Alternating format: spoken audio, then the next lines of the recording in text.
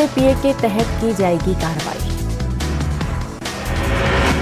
और चलिए खबरें विस्तार से जानेंगे। आज से एमपी का बजट सत्र शुरू हो रहा है, तो वहीं 1 मार्च को प्रदेश का बजट पेश किया जाएगा।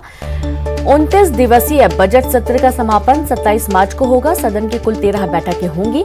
सत्र की शुरुआत राज्यपाल मंगू भाई पटेल के अभिभाषण से होगी और कल बजट सत्र की तैयारियों की समीक्षा के लिए गिरीश गौतम विधानसभा पहुंचे। उन्होंने बजट सत्र संबंधी तैयारियों और व्यवस्थाओं का निरीक्षण किया, तो वहीं तैयारियों को लेकर उन्होंने अधिकारियों को निर्देशित भी किया। विधानसभा अध्यक्ष ने सभी विधायकों से शांतिपूर्वक सदन चलाने देने की अपील भी की है। व्यवस्था ठीक रहे, विधायकों को आने जाने में तकलीफ नहीं हो, क्योंकि अब कोरोना है नहीं, हमारे दर्शक भी आएंगे, उनको भी प्रवेश देंगे, तो सबकी व्यवस्था ठीक ठाक रहे, कहीं किसी तरह की कानून व्यवस्था में दिक्कत नहीं आवे, हमारी व्यवस्था में दिक्कत नहीं आवे और लोगों को कोई परेशानी भी नहीं हो, इसलिए इसका निरीक्षण। सर, बजट सत्र तो सुचारू रूप से चले, उसके लिए क्या वापस से सर्वदलीय बैठक बुलाई जाएगी? पुरानी तो निरस्त कर दी गई। निरस्त इस कारण से नहीं की गई कि निरस्त करना है, क्योंकि कांग्रेस का कोई है ही नहीं कि किसके साथ करेंगे। अब तो आ जाएंगे कल तक अधिवेशन, कल आए तो कल तो हम शुरू कर देंगे। और चलिए सीधे रुक करेंगे, संवाददाता वासु चौधरी जुड़ गए हैं। वासु, कल बजट पेश होने जा रहा है और बजट सत्र की शुरुआत हो रही है।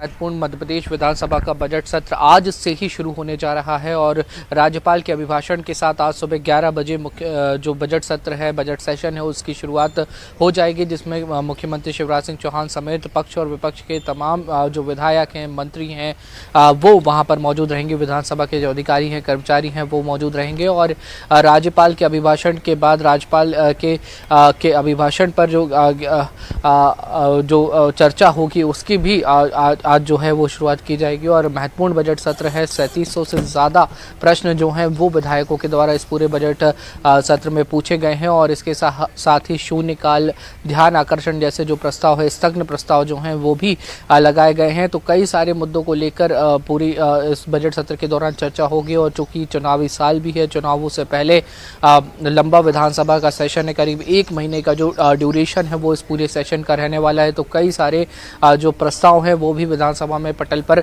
इस पूरे बजट सेशन के दौरान रखे जाएंगे। कई प्रस्ताव जो हैं वो पारित होंगे और बजट में क्या कुछ निकलकर सामने आता है ये भी ज़रूर देखने वाली बात होगी, क्योंकि ये बजट चुनावी साल का बजट है और जब बजट चुनावी साल का होता है तो उसमें जनता के लिए बहुत सारी चीज़ें होती हैं। जनता भी बड़ी उम्मीदों के साथ इस पूरे बजट सेशन की ओर निगाहें बनाई हुई है, क्योंकि जनता को उम्मीद है कि सरकार राहत ज़रूर देगी जनता को। बढ़ती हुई महंगाई से जो टैक्सेशंस हैं उनमें कहीं ना कहीं कटौती हो सकती है, जिससे कुछ राहत लोगों को वहां पर मिले।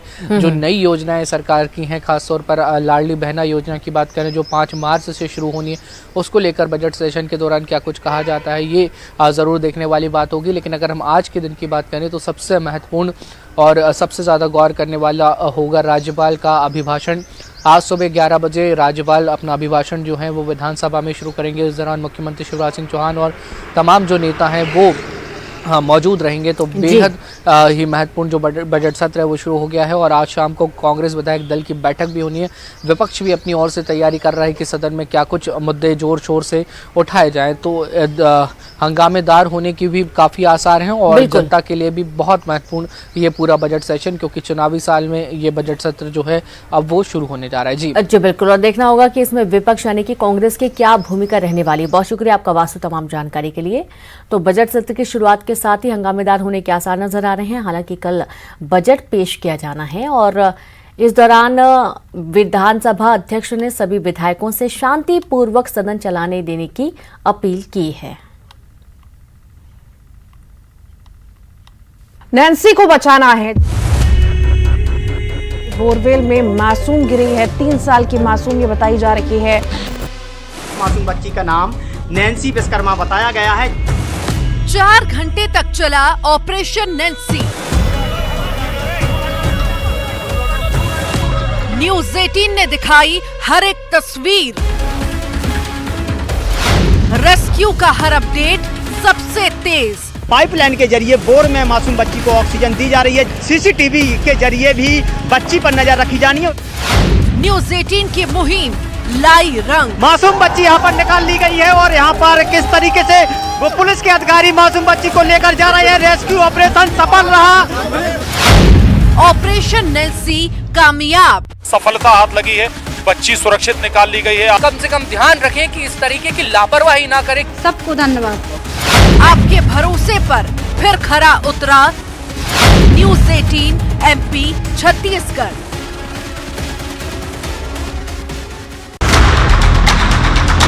ऑपरेशन सफल रहा।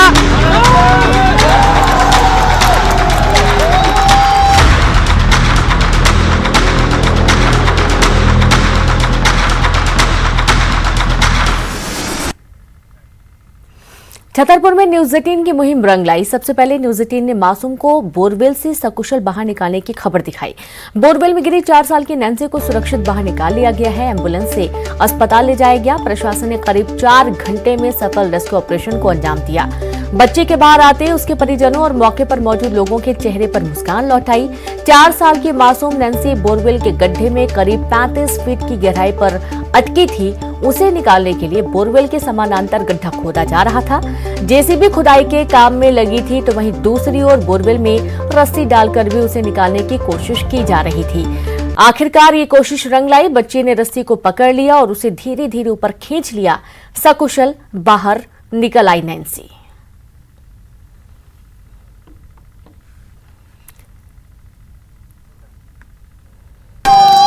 अभी माननीय कलेक्टर महोदय के निर्देशन में बहुत अच्छा ये सफलता मिली कि बच्ची बोरवेल से बाहर आ गई और अस्पताल में हम लोगों ने चेक कर लिया है और चाइल्ड स्पेशलिस्ट भी यहाँ पे सब लोगों ने चेक किया। बच्ची स्वस्थ है और सही है।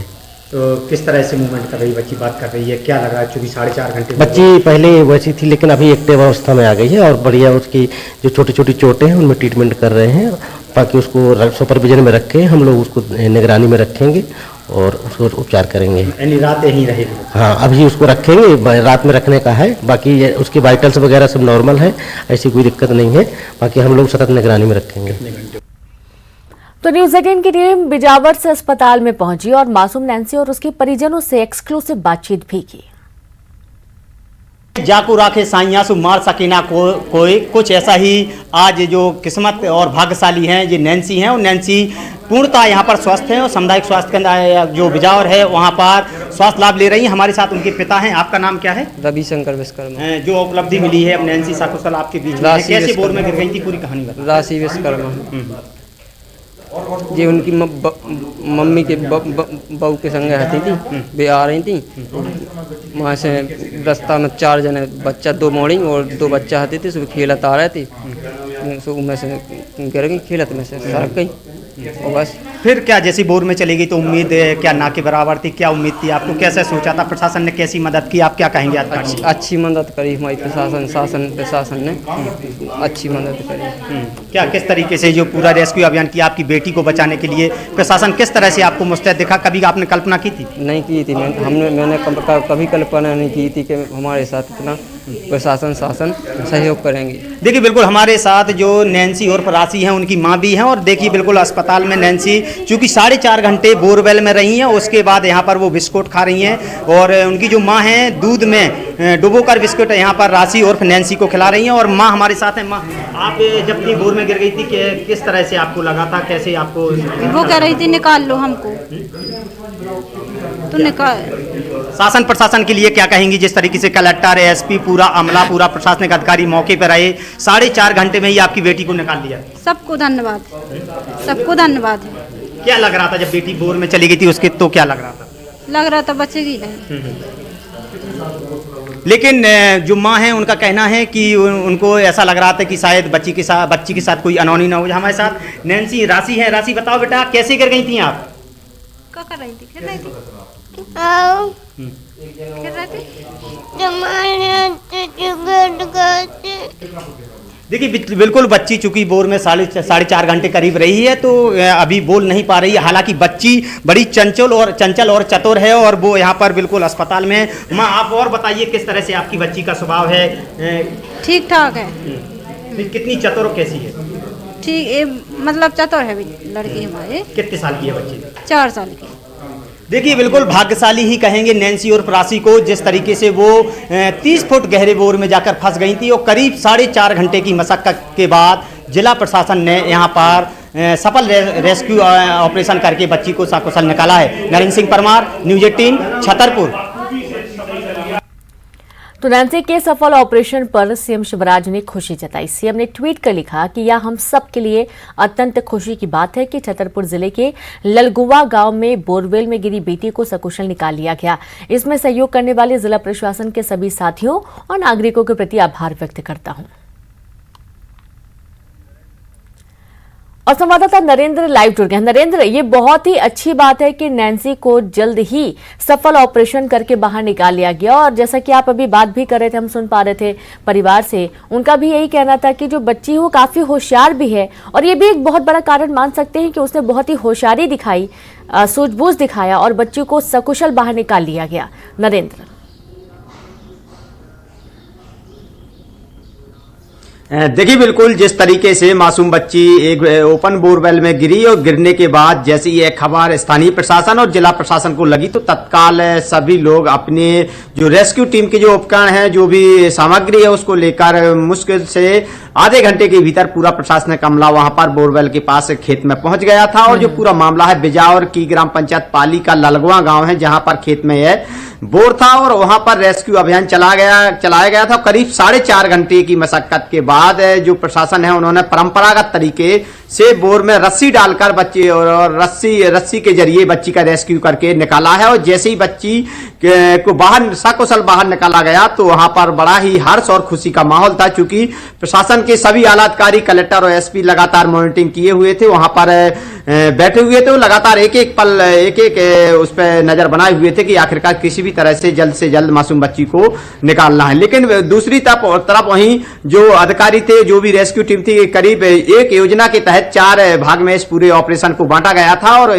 जेसीबी मशीनों के जरिए मिट्टी को निकाला जा रहा था। चूंकि समानांतर गड्ढा खोदा जाना था तो उसका भी काम जारी था। लेकिन दूसरी तरफ जो होमगार्ड के पुलिस के जो जवान हैं, जो अनुभवी है, इस तरह के 1 साल के अंदर यहाँ पर एक तीसरा मासूम बच्चा है जो बोर में गिरा है, तो 2 मासूम बच्चों को भी प्रशासन के जो अधिकारी हैं, जो रेस्क्यू टीम है, उन्होंने रस्सी के जरिए ही मासूम बच्चों को रेस्क्यू करके उनका जीवन बचाया है। तो इसी तरीके से इस अभियान में भी, इस रेस्क्यू अभियान में भी, नैन्सी को बचाने वाले अभियान में भी उन्होंने इसी परंपरागत तरीकों को अपनाया और रस्सी डालकर, जैसे ही मासूम बच्ची नैन्सी ने, जिसका नाम उर्फ राशि भी बताया जा रहा है, उसने रस्सी को जकड़ लिया और जो रेस्क्यू टीम के सदस्य उन्होंने आराम से सीसीटीवी कैमरे के जरिए मॉनिटरिंग करते हुए धीरे धीरे बोर के ऊपर मासूम बच्ची को निकाला और रेस्क्यू ऑपरेशन को सफल बनाया। बिल्कुल, बहुत शुक्रिया आपका नरेंद्र तमाम जानकारी के लिए। तो इस तरीके से बच्ची का सफल ऑपरेशन हुआ और ऑपरेशन सफल रहा, बच्चे को सुरक्षित बाहर निकाल लिया गया, जिस पर सभी ने प्रतिक्रियाएं भी दी, काफी खुशी व्यक्त की गई है। वहीं बागेश्वर धाम के प्रमुख पंडित धीरेन्द्र कृष्ण शास्त्री ने एक बार फिर हिंदू राष्ट्र की मांग को लेकर आवाज उठाई। धीरेन्द्र कृष्ण शास्त्री ने कहा कि अब भारत को हिंदू राष्ट्र बनाने की मांग कर रहे हैं और एक हिंदुस्तान हिंदुओं को दे दो। हिंदू राष्ट्र का कॉन्सेप्ट सिर्फ हमारा इसलिए है क्योंकि हमें जातिवाद खत्म करना है। कब तक मजहब की लड़ाई लड़ते रहेंगे? हिंदुस्तान के संविधान में 125 बार संशोधन हुआ, एक बार हिंदू राष्ट्र के लिए भी संविधान में संशोधन हो। सामाजिक समरसता के लिए धीरेन्द्र शास्त्री बागेश्वर धाम से राम राजा ओरछा तक पदयात्रा निकालने वाले हैं। जितना कैंसर से इंसान को खतरा है, जितना कोरोना से लोगों को खतरा है, उतना ही जातिवाद से हिंदुत्व को खतरा है। और हमें निडरता इसलिए है क्योंकि हमारे सिर पर, हमें सबके सिर पर हनुमान जी का हाथ है, लेकिन हमें ये लगता है कि हमसे हनुमान जी ये कार्य करवा रहे हैं कि बेटा तुम दुनिया में आए हो, इस सिद्धि के बल पर भारत को हिंदू राष्ट्र बनाकर जाओ। और हमें भरोसा है कि ये होगा। इन आरोपों से हम इसलिए नहीं डरते क्योंकि लोगों के पास अब कोई उपाय ही नहीं है बागेश्वर धाम को गिराने का। क्या ऑप्शन है? सिद्धि में जीत नहीं पा रहे, बातों में जीत नहीं पा रहे, काम में मुकाबला नहीं करते। हम तो कहते किसी को हमसे जलन बरकरार है, वो हमने 125 बेटियों का विवाह किया है, वो 500 का करके बताए। मकान बिक जाएगा, मकान बिक जाएगा। बागेश्वर धाम पर 3 साल से भंडारा चल रहा है और कोई व्यक्ति 1 साल चला के बताए अपने घर पर। मकान बिक जाएगा। बालाजी और गुरु की कृपा, हम कभी लाग लपेट नहीं जानते हैं, क्योंकि सांच कितने दिन तक छिपेगा हम ये जानते हैं। सूर्य को घना बादल कितने देर तक छिपाए रखेगा, वो उभर करके बाहर आएगा। और हम भी अगर सत्य को छिपा देंगे तो बाहर आएगा। इसलिए हम खुद चाहते हैं कि पूरी दुनिया सत्य देखे हमारे बारे में। हमारे भाई दरबार अगर प्रोपोगंडा करते तो जो अभी बीच में वो हुआ लाइव टेस्ट, क्या होता उसमें? नहीं, उसमें पोल खुलती कि नहीं खुलती? अब अपन ही ने पोल खोल दी। तो जो सत्य होता है वो कभी ना कभी बाहर आता है। सतना जिले के अमरपाटन सामुदायिक स्वास्थ्य केंद्र में झाड़ फूंक का एक वीडियो वायरल हो रहा है, जिसमें एक तांत्रिक फोन से झाड़ फूंक कर रहा है और मरीज के परिजन तांत्रिक के बताए अनुसार क्रिया करते नजर आ रहे हैं। करही गांव निवासी गणपत साकेत को घर में काम करते समय बिच्छू ने डंक मार दिया, जिसे सामुदायिक स्वास्थ्य केंद्र ले जाया गया। वहां आराम न मिलने पर पीड़ित के परिजनों ने तांत्रिक की शरण ली। तांत्रिक फोन पर मंत्र पढ़ता रहा और परिजन उसके बताए अनुशासन क्रिया करते रहे। अस्पताल के बेड पर झाड़ फूंक की ये प्रक्रिया लंबे वक्त तक चलती रही। पीछे अपना कहाँ का चाबी सी हाथ में कहाँ? तो कहा अभी आराम नहीं मिला? दर्द है तो आराम नहीं मिला आपको? तो अभी क्या झरवा रहे थे क्या? तो अभी कैसे झरवा रहे थे? गाँव में एक जन झाड़ी हो। कैसे फोन में झाड़ देते हैं क्या? फोनों में झाड़ रही थी। तो अभी आराम है झरवाने के बाद? गुन्नाहट नहीं पटा रही है। तो रतलाम में कानून हथेली पर सरेआम गुंडागर्दी देखी गई। रतलाम प्लेटफॉर्म पर दो युवकों की जमकर पिटाई हुई। चाकू से वार करते दिखे दो बदमाश। प्लेटफॉर्म की खुली सुरक्षा की पोल, जमकर वायरल हो रहा मारपीट का वीडियो। जिम्मेदारों के नाक के नीचे जमकर गुंडागर्दी बदमाश करते हुए नजर आए। आरपीएफ ने बदमाशों को पकड़ा, उतारा गुंडागर्दी का नशा, जीआरपी को सौंपा, मामला दर्ज कर लिया। और बड़ी बात यह है कि दोनों ही युवकों को बचाने कोई भी आगे नहीं आया और लोग तमाशबीन बनकर विवाद देखते रहे।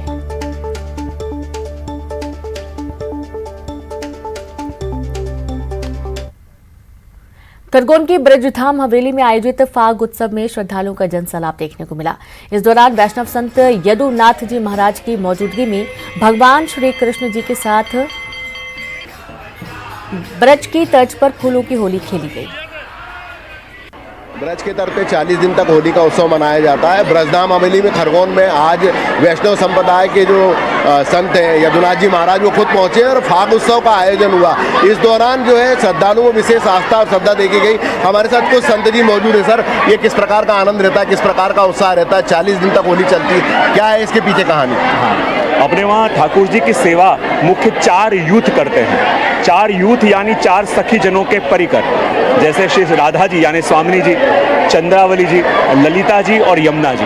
तो ये 4 मुख्य यूथ हैं जो प्रभु की सेवा करते हैं। तो आज विशेष रूप से पुष्प की होली यानी फूल फाग जिसे कहा जाता है कि ठाकुर जी को विशेष रंगों से तो खिलाया जाता है, पर आज ठाकुर जी को सखी स्वरूप का श्रृंगार किया गया है। और ये होली के दिनों में विशेष रूप से होता है कि ठाकुर जी को जैसे रजभक्त कहते हैं कि रसिया को नार बनाओरी, तो गोपीजन कहते हैं कि प्रभु पूरा वर्ष आपने हमें परेशान किया, पर आज होली के दिन में, जब होली के दिन की विशेषता ये है कि जब ठाकुर जी को खिलाया जाता है तो उनके चरण ढक दिए जाते हैं। और चरण ढक दिए यानी दास भाव गया, एक मुट्ठी प्रभु गुलाल डालें तो भक्तों को भी ये छूट मिलती है कि 2 मुट्ठी प्रभु के ऊपर डालें। कितना उत्साह रहता है?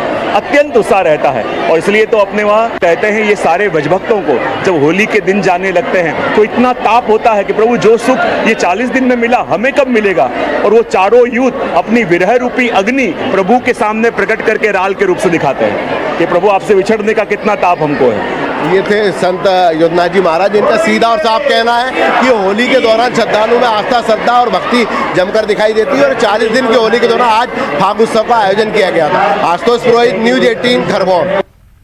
और इसी के साथ इस बुलेटिन में इतना ही। नमस्कार।